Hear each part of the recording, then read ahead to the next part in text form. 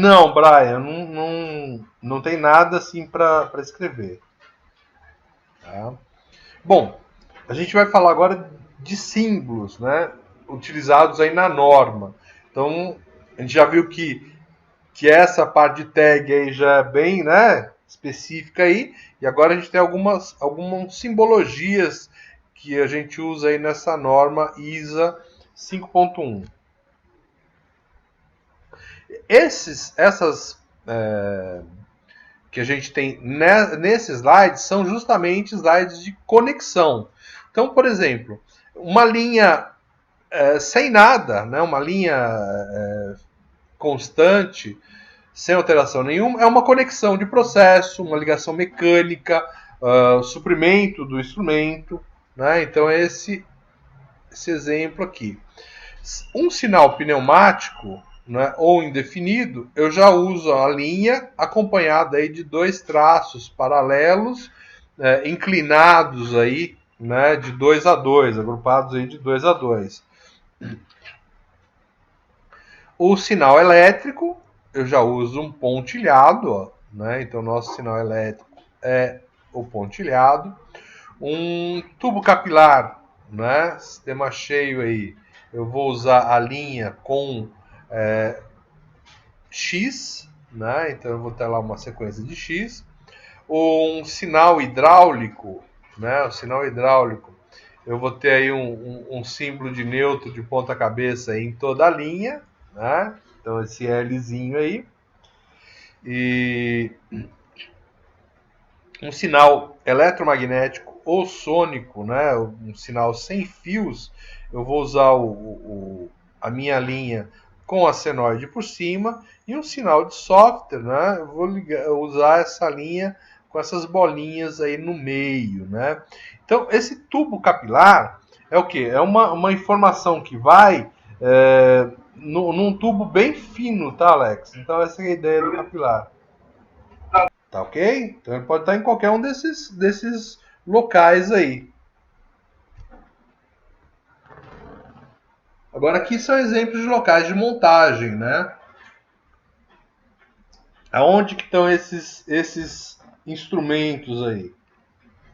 Isso, exatamente, Alex. Então, lá naquela, né, se a gente voltar naqueles exemplos, você vai ver que algumas interligações são essas linhas aí, ó, que a gente utilizava aí nesse slide aí, né? Então, lá tinha na planta de gases, vamos voltar aqui. Então nessa aqui, ó, né? Então a gente tinha lá a parte elétrica, por exemplo, esses pontilhados aqui. Então são conexões elétricas.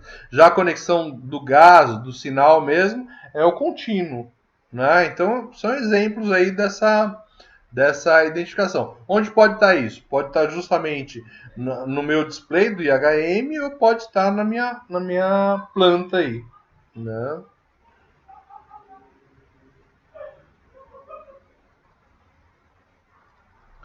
Então, isso pode estar aqui em qualquer posição dessa planta aqui, né? Que maluquice isso aqui do lado esquerdo aí, né? Peraí que não voltou ainda. Pelo menos não atualizou meus slides aqui.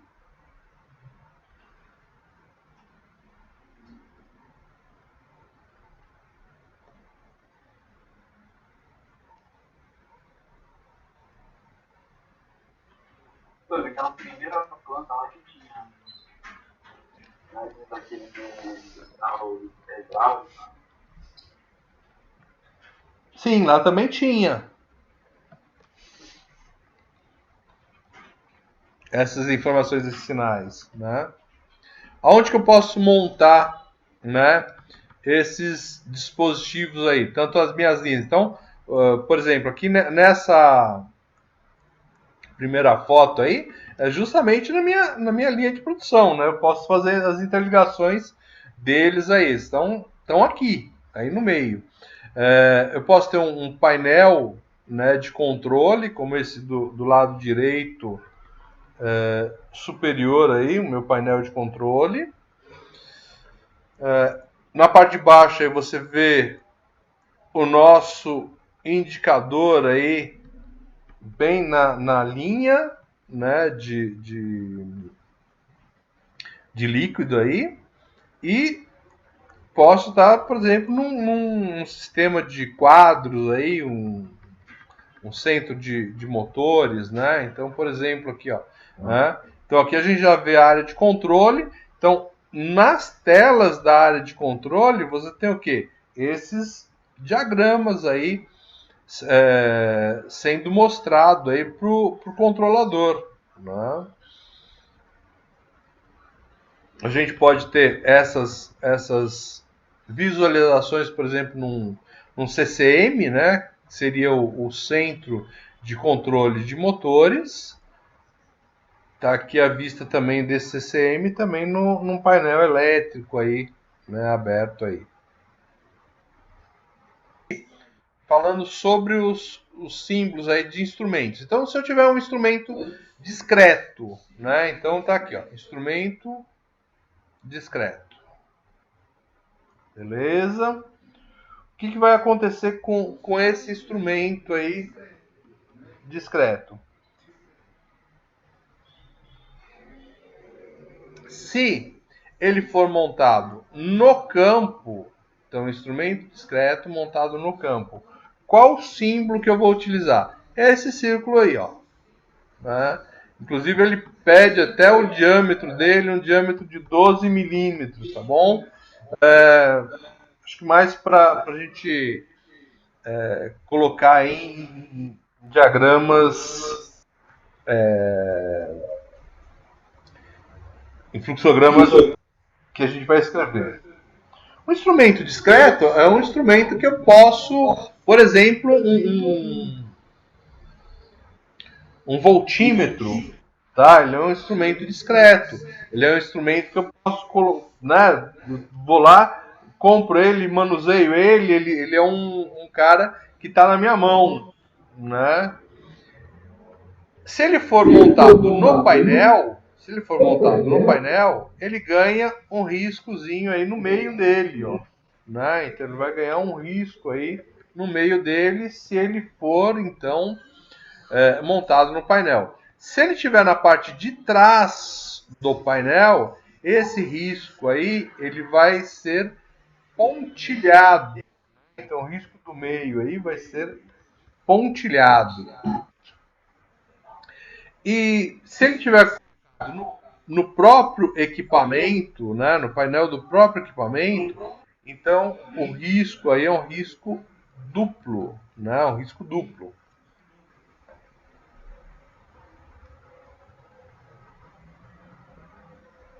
Bom, se esse instrumento tiver um display compartilhado, né, a gente chama de panel view, então o que acontece aí? Eu vou ter na simbologia, eu vou aumentar um quadradinho aí indicando que ele tem então compartilhamento aí.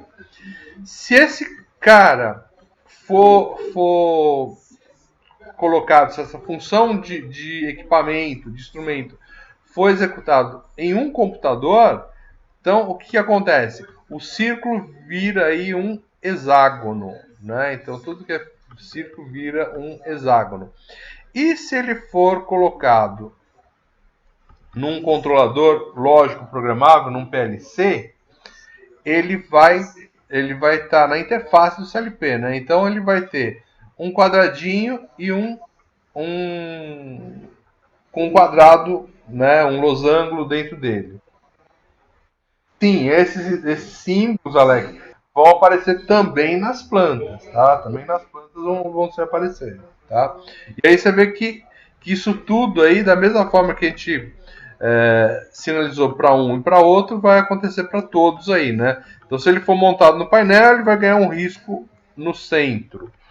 Se ele for atrás do painel, esse risco é pontilhado. E se ele for no equipamento, né, se ele for no equipamento, o painel é duplo, né, o risco é duplo.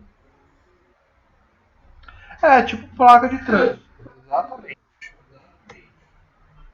Ele tem alguns símbolos também que são para funções matemáticas, né? Então a maioria está dentro do próprio quadradinho, já tem a função que ele vai utilizar, né? Então a soma pode ser o somatório ou mais, a média, né? Então ele tem lá ó, o somatório dividido por x, então é uma média. Subtração, proporcional, integral, derivativo, enfim, todos os símbolos aí de operações, né, e funções matemáticas aí, né? Exponencial, radiciação, né, extrair raiz,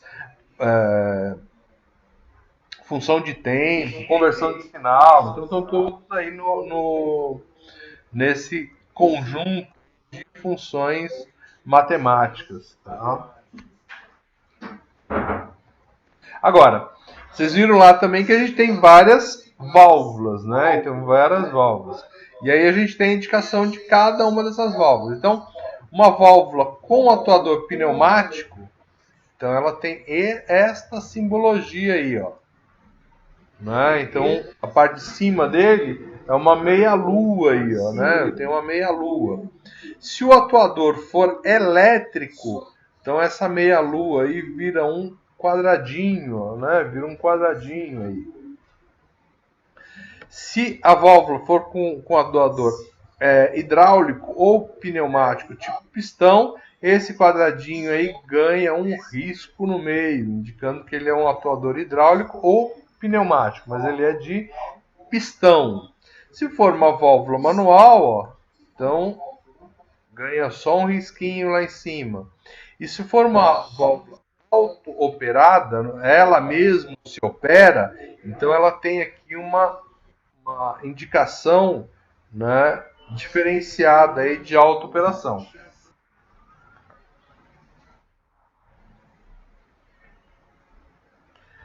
Aí aqui, instrumentação de vazão, a famosa placa de orifício, ó, ela ganha uma indicação aí no meio da linha.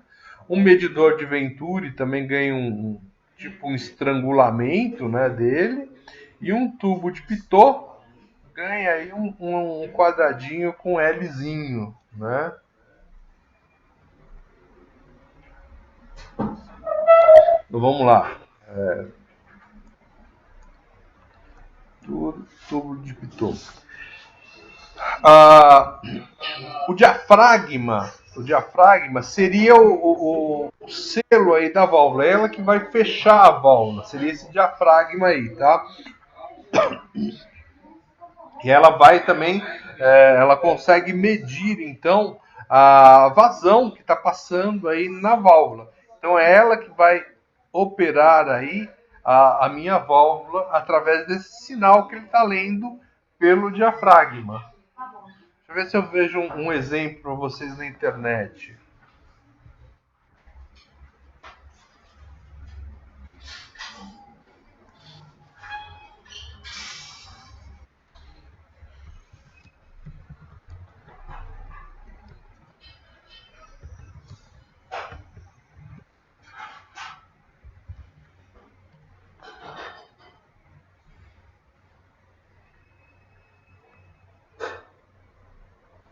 Só um minuto, pessoal.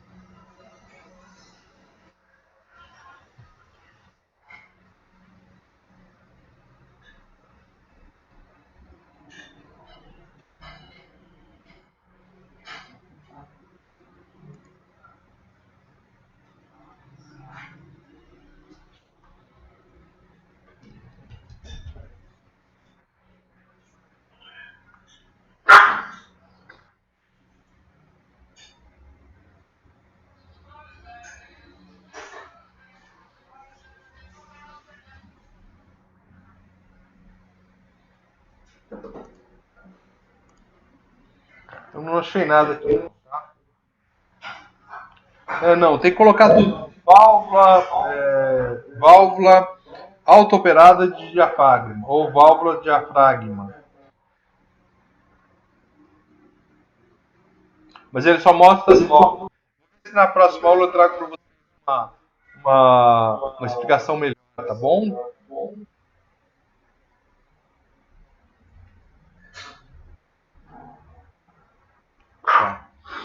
Aí, ó, desses instrumentos de vazão, aí, ó, tem então a placa de orifício, o medidor Venturi e o tubo de Pitot, né?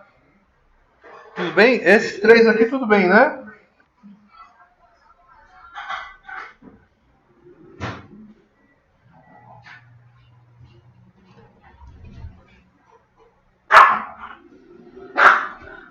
Beleza.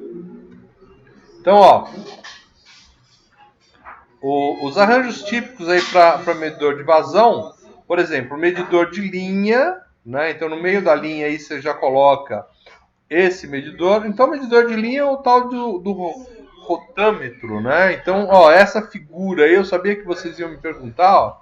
Então, eu já trouxe aí, ó, na figura aí você tem um rotâmetro, né? Um transmissor de vazão, então o que acontece? Aqui, ó, eu tenho o quê? Aquele orifício, né? E aí a gente tem aqui o transmissor, que é o FT, né? F é de flow, T, transmitter, né? Transmissor, 201 é a malha. É, sim, parece uma bomba de gasolina, né? Exato. Passa o fluxo aqui na linha, então mais embaixo aqui, Roger, tem a linha onde está passando o fluxo, né? Ele não está aparecendo aí, mas esse fluxo acaba empurrando, né, o sistema aqui para cima, essa bolinha que está aqui no meio para cima, e aí é que vai fazer a indicação da linha, tá? Da medição do vazão. E a gente tem um indicador de vazão aqui com montagem no local. Então, praticamente do mesmo jeito aí o transmissor. A única indicação, né, a única mudança é que ao invés de FT, né, então em cima aí a gente tem um FT, que eu tenho um transmissor, né, eu tenho um indicador. Então eu tenho o quê? É um FI, o I de indicador, né?